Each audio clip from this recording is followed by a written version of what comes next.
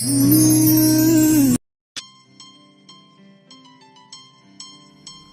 I come in, sir?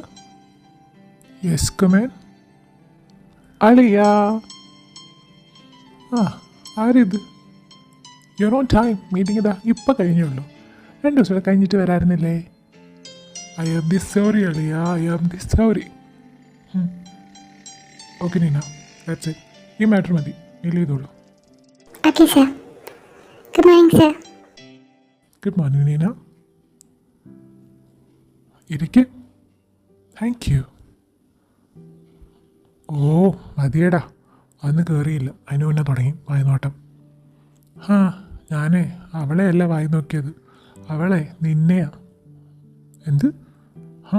ഞാൻ കുറച്ച് നാളായി ശ്രദ്ധിക്കുന്നു. പെണ്ണിൻ്റെ ഒരു ഇളക്കം ഇച്ചിരി കൂടിയിട്ടുണ്ട്. നീ എന്തൊക്കെയാ പറയുന്നത്? ആടാ, കുറുക്കൻ്റെ കണ്ണ് കോഴിക്കൂട്ടി തന്നെ. അയ്യടാ, ഒരു കാമദേവൻ വന്നിരിക്കുന്നു. നീ ആരാടാ പെണ്ണുങ്ങളെല്ലാം ഒന്നിച്ച് വളയ്ക്കാൻ? എൻ്റെ ബോഡി, എൻ്റെ ഫേസ് എല്ലാം അതിനൊരു കാരണമാണല്ലോ. അതിൽ കുശം പറഞ്ഞിട്ട് ഒരു കാര്യമില്ല മോനെ. അതൊക്കെ പോട്ടെ, എവിടെ ആയിരുന്നു നീ? 2 ദിവസത്തെ മീറ്റിങ്ങിന് വിട്ടിട്ട് ഇപ്പോൾ 4 ദിവസമായല്ലോ. അത് പിന്നെ ഗോവയിൽ ആരെങ്കിലും മീറ്റിംഗ് വെക്കുമോ? അങ്ങനെ വെച്ചാൽ ഇങ്ങനെ ഇരിക്കും. 2 ദിവസം മീറ്റിങ്ങിൻ്റെ ആ ഒരു സ്ട്രെസ്സും സ്ട്രെയിനും മാറാൻ വേണ്ടി ഞാനൊരു എക്സ്ട്രാ ഡേയ്സ് അവിടെ നിന്നു റിലാക്സ് ചെയ്യാൻ. ബീച്ചും പബ്ബും ഒക്കെ ആയിട്ട് ചില്ല് ചെയ്തു. താങ്ക്സ് ടു യുവർ അമ്മായിപ്പൻ. ഓഹോ, അപ്പോൾ എന്നെ പണിയെടുപ്പിച്ചിട്ട് നീ സൂഹിക്കുകയാണ് അല്ലാടെ പന്നി. നീ അങ്ങനെ പറയല്ലേ, നീ എൻ്റെ നമ്പനല്ലേ. നിന്നെ നമ്പിയാണ് ഞാനിങ്ങനെ ആയത്. അതിൽ ഏറ്റവും വലിയ ഉപകാരമായിരുന്നു എൻ്റെ പെങ്ങളെ എനിക്ക് കെട്ടിച്ചതന്നതിന്. നന്ദിയുണ്ട്, ഒരിക്കലും മറക്കില്ല. അതെന്താടാ അളി അങ്ങനെ ഒരു ഡോക്കോ? അവളെ തനി തങ്കം. ഇടഞ്ഞ ചന്തമറിയുടെ സ്വഭാവമാണെങ്കിലും അല്ലാത്തപ്പോൾ അവൾ മാലാഖേടാ. അവിടെ മുന്നിലേ ശരിക്കും പറഞ്ഞാൽ പേടിച്ചാണ് ഞാൻ ജീവിക്കുന്നത്. അവൾ കള്ളിയും നീലിയാണ്. അവളെ സാധാരണ പെണ്ണിൻ്റെ രൂപത്തിൽ ഞാൻ ഇന്ന് വരെ കണ്ടിട്ടില്ല. എൻ്റെ ബ്ലഡ് ഊറ്റിക്കുടിക്കാൻ നിൽക്കുന്ന രക്തരക്ഷസിനെ പോലെ എനിക്കവിടെ തോന്നുന്നത്. മിണ്ടാതിരുന്ന കമ്പിട്ട് ഗോല് കുത്തി അവൾ എന്നെ മിണ്ടിക്കും. ഇനി മിണ്ടിയാലോ എൻ്റെ മുത്തിയുടെ മുത്തിക്കും വിളിക്കും. അത്രയ്ക്ക് നല്ല കൊച്ച. നിൻ്റെ പെങ്ങളായം കൊണ്ട് ഞാൻ പുകത്തി പറയല്ല. അയിന അപ്പോൾ ഒരു ഇമ്പ്രൂവ്മെൻറ്റും ഇല്ല. അപ്പോൾ വെറുതെ ഞാൻ ഓരോന്ന് വിചാരിച്ചു കൂട്ടി. എന്ത്? അല്ല, ഈ 4 ദിവസം കൊണ്ടേ ഞാൻ കരുതി അടിയുണ്ടാക്കി രണ്ടുപേരുടെ ഏതൊരു പോയിന്റിൽ പ്രണയത്തിലാവുന്നു. ഫീലിങ്സ് വന്നല്ലോ. നമ്മുടെ ഈ സിനിമയിലൊക്കെ കണ്ടിട്ടില്ലേ, അതുപോലെ. അതെ, സിനിമയിൽ. അയ്യടാ, പ്രേമിക്കാൻ പറ്റിയൊരു ചളുക്ക്. നേർക്ക് കണ്ട പോരുവഴിയെ പോലെ നിൽക്കുന്ന നമ്മളോടാ പ്രേമം തോന്നുന്നത്.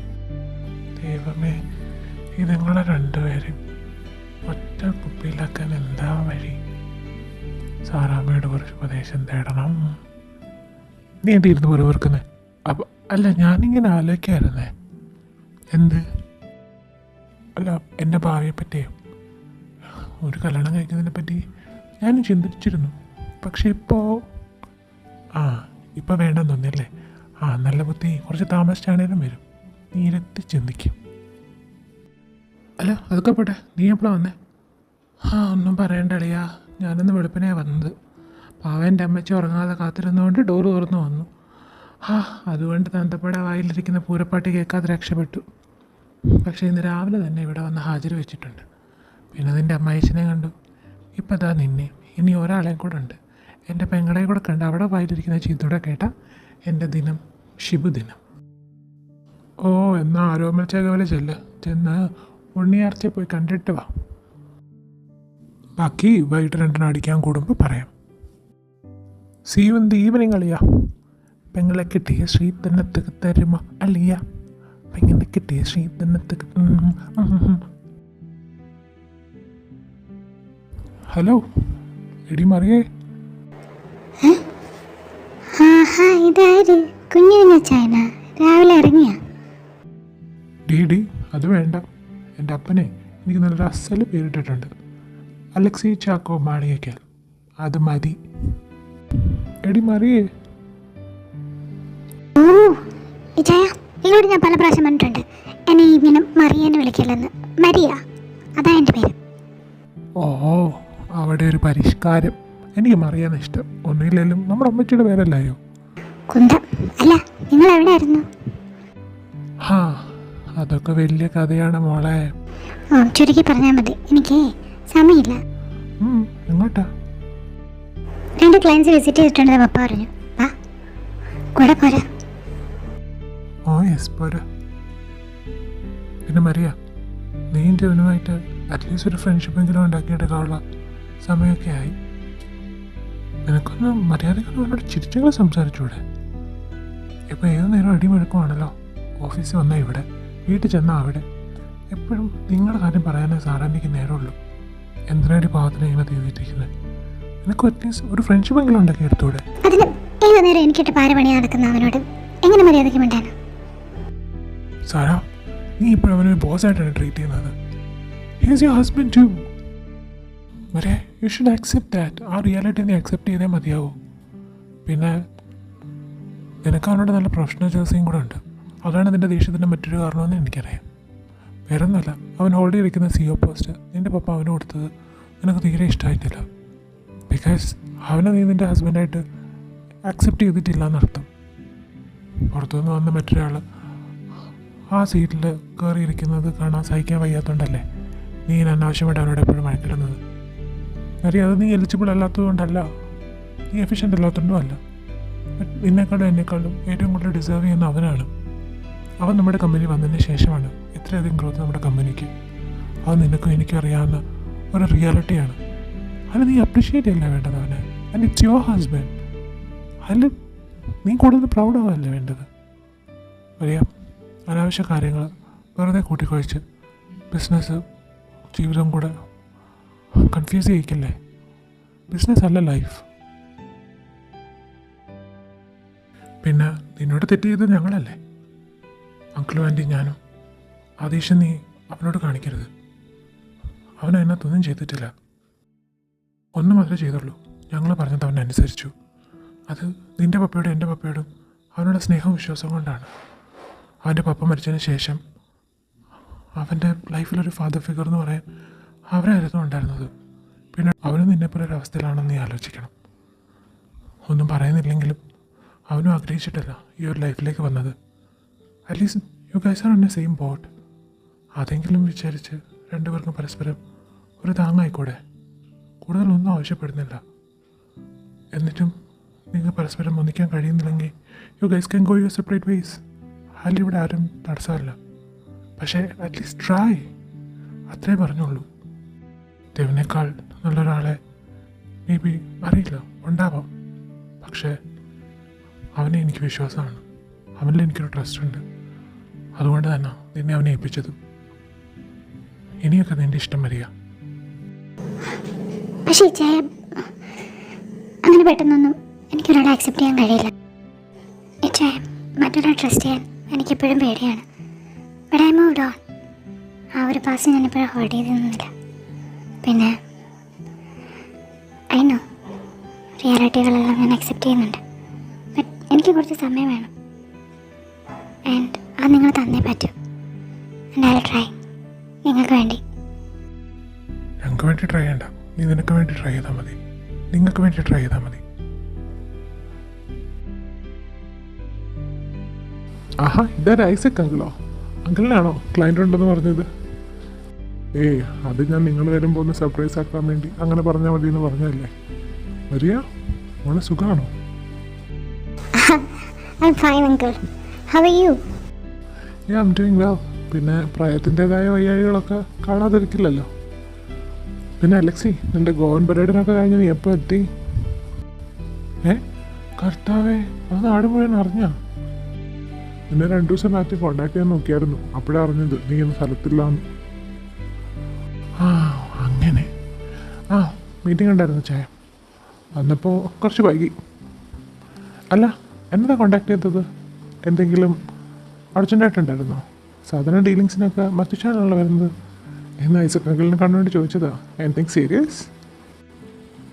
അങ്ങനെ സീരിയസ് ആയിട്ടില്ല, എന്നാലും ഒരു കാര്യം പറയാനുണ്ട്. എൻ്റെ ഇളയ മകൻ ആൽവിൻ എബ്രോഡ് ഹയർ സ്റ്റഡീസിന് പോയേക്കുമായിരുന്നല്ലോ. ആള് നാട്ടിൽ തിരിച്ചെത്തിയിട്ടുണ്ട്. അവന് ഫാമിലി ബിസിനസ് നോക്കി നടത്താൻ അങ്ങനെ താല്പര്യമൊന്നും ഇല്ല. അതൊക്കെ മാത്യു തന്നെ നോക്കി നടത്തട്ടെന്ന് അവൻ പറയുന്നത്. അവൻ അവൻ്റേതായ ഐഡിയാസിൽ കുറച്ച് പ്ലാനും കാര്യങ്ങളൊക്കെ ഒരു ന്യൂ വെഞ്ചർ സ്റ്റാർട്ട് ചെയ്യാനാണ് അവന് താല്പര്യം. പക്ഷേ ബിസിനസ് സ്റ്റഡീസ് പുറത്ത് പോയി പഠിച്ചു എന്നും പറഞ്ഞിട്ട് കാര്യമില്ല. എത്ര വലിയ ഹയർ എഡ്യൂക്കേഷൻ എബ്രോഡ് പോയി പഠിച്ചാലും എക്സ്പീരിയൻസ് ആണ് മെയിൻ. ഇവിടെ ഒരു ബിസിനസ് നടത്തിയുള്ള പ്രവൃത്തി പരിചയമൊന്നും അവനില്ലല്ലോ. സോ അതൊരു വലിയ റിസ്ക്കാണ്. അത് എടുത്തു ചാടി ചെയ്യേണ്ടതെന്ന് മാത്രമുള്ളൊരു ഉപദേശം ഞാൻ കൊടുത്തുള്ളൂ. പകരം കുറച്ച് നാൾ നിങ്ങളവിടെ നിൽക്കട്ടെന്ന് ഞാൻ വിചാരിച്ചു. ബിസിനസ് പഠിക്കാൻ ഇതിലും നല്ല സ്കൂളിൽ പോകാറില്ലല്ലോ. ഇപ്പോൾ നമ്പർ 1 പൊസിഷനായിട്ട് നിൽക്കുകയല്ലേ. സോ അവന് ഇതിലും നല്ല കോച്ചിങ് ഇനി കിട്ടാനില്ല. പോരാത്തതിന് ഡെവിന് ഒരുപാട് ബിസിനസ് ഫോമിലും കോളേജുകളിലൊക്കെ ക്ലാസ് എടുക്കുന്നുണ്ടല്ലോ. അതൊക്കെ ഒരു കോച്ചിങ് പോലെ അവനും പഠിക്കട്ടെ. അതുകൊണ്ട് തന്നെ ഞാൻ ഇവിടെ റെഫർ ചെയ്തത്. സ്റ്റീവിനോടാണ് ഞാൻ ആദ്യം സംസാരിക്കുന്നത്. സ്റ്റീവിനും അതേ അഭിപ്രായം തന്നെയാണ്. സണ്ണിയോട് ഇപ്പോൾ സംസാരിച്ചപ്പോൾ സണ്ണിക്ക് എതിരഭിപ്രായമൊന്നുമില്ല. അത് തന്നെയാണ് ഉചിതമെന്ന് പറഞ്ഞു. പിന്നെ അവൻ നിങ്ങളുടെയൊക്കെ ഫ്രണ്ടല്ലായിരുന്നു. അവനും കുറച്ചുകൂടി ഈസിയാവും. ആൽവിനും വളരെ ഇൻട്രസ്റ്റഡ് ആണ്. You absolutely right uncle. ആൽവിനെ നമുക്കറിയാത്തൊന്നുമല്ലോ. അവൻ നമ്മുടെ ചങ്കല്ലേ. നിങ്ങൾ ധൈര്യമായിട്ട് അവനെ ഇങ്ങോട്ട് വിട്ടോ. എന്നെപ്പോലെ ഒരു മിടുക്കനാക്കി ഞാൻ അവനെ തിരിച്ചു തന്നേക്കാം. അല്ല, ഞാൻ ഡെവിനോട് എന്തായാലും പറഞ്ഞേക്കാം. ആളിപ്പോൾ വിടില്ല, പുറത്തൊരു മീറ്റിങ്ങിന് പോയിരിക്കുക. സോ അങ്കിൾ ധൈര്യമായിട്ട് അവനെ ഇങ്ങോട്ട് വിടാം. അവൻ MBA പോയതിനു ശേഷം പിന്നീട് കണ്ടിട്ടില്ല. ഞങ്ങൾ ആദ്യം ഞങ്ങളുടെ ഫ്രണ്ട്ഷിപ്പൊക്കെ ഒന്ന് പുതുക്കട്ടെ. ബിസിനസ്സൊക്കെ പുറകെ. പിന്നെ അങ്കിള് പറഞ്ഞതുപോലെ ബിസിനസ് പഠിക്കാൻ പറ്റിയ സ്കൂളിൽ ഡെവിൻ തന്നെ. ആ അതെ, ആ ഒരു ഇത് മനസ്സിലുള്ളത് കൊണ്ടാണ് ഞാൻ ഇങ്ങോട്ട് തന്നെ റെഫർ ചെയ്തത്. ഡെവിനെ പോലെ ഒരു മിടുക്കനാണല്ലോ ഇപ്പോൾ നമ്മുടെ കോർപ്പറേറ്റ് വേൾഡിൽ തിളങ്ങി നിൽക്കുന്നത്. അവനെ പോലെ ഒരാളെ ആരാണ് ഒരു കമ്പനിക്ക് വേണ്ടി ആഗ്രഹിക്കാത്തത്?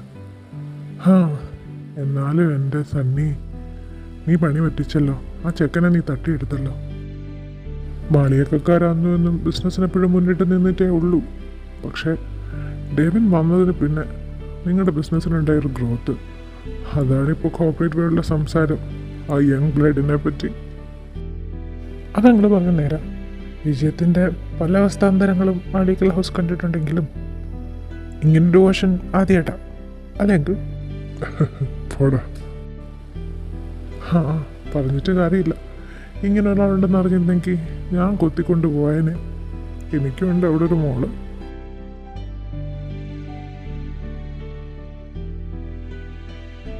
എല്ലാ നിധിയും തൻ്റെ പോക്കറ്റിലാണല്ലോ. ഇടയ്ക്കൊക്കെ എനിക്കും കാണിച്ചതോടെ എന്തെങ്കിലും ഒന്ന് ഞാനും ഒന്ന് പച്ചപിടിക്കട്ടെ. ഇതായിരിക്കുന്നു ഞങ്ങളുടെ നിധി, അലക്സി ചാക്കോ. ബിസിനസ് വേൾഡിൽ പുപ്പലിയാണ് ഇവനും. ഒട്ടും മോശമല്ല. എടുത്തു. ഇനി നിധിയൊന്നും കാട്ടിത്തന്നില്ല എന്ന് വിഷമം വേണ്ട. ഡെബിനില്ലെങ്കിൽ അലക്സി നോട്ട് വിട്ടിട്ടുണ്ട്. പിന്നെ ഞാൻ കണ്ടോളാം. കർത്താവേ, ഇതെന്താണ്? ഇവരെന്നെ ബിസിനസ് ആക്കിയ ഈശ്വര, ഇങ്ങനെ മോളെ ഞാൻ കിട്ടേണ്ടി വരുമോ?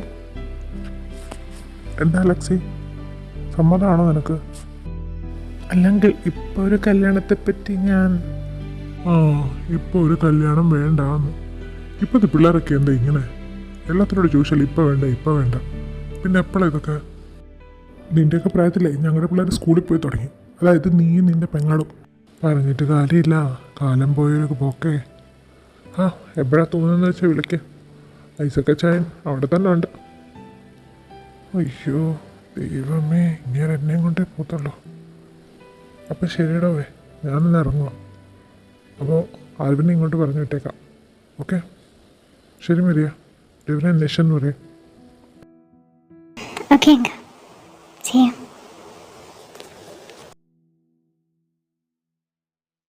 അപ്പോൾ കുഞ്ഞുഞ്ഞാച്ചേനെ കുഞ്ഞുഞ്ഞസ് അവസാനിപ്പിക്കാറായി എന്നർത്ഥം.